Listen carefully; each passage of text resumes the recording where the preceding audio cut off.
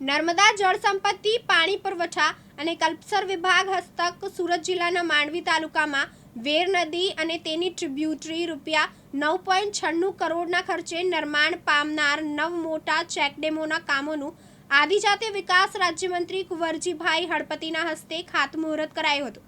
આ પ્રસંગે માંડવીના ખારોલી ગામે આયોજિત સમારોહમાં મંત્રી કુંવરજીભાઈ હળપતિએ જણાવ્યું હતું કે માંડવી તાલુકાની વેર નદી પર ચેકડેમોનું નિર્માણ થતાં સિંચાઈનું પાણી ખેડૂતોના ખેતરો સુધી પહોંચશે અને સિંચાઈનું પૂરતું પાણી મળશે।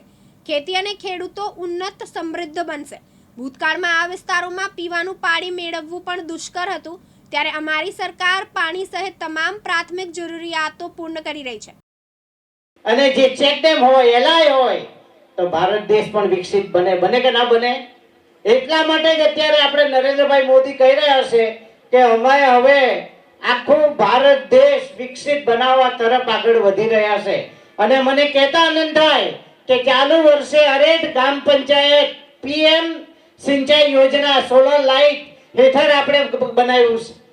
સોલર લાઇટ આખું ગામ સોલર પેનલ પર થવાનું છે। કયું ગામ?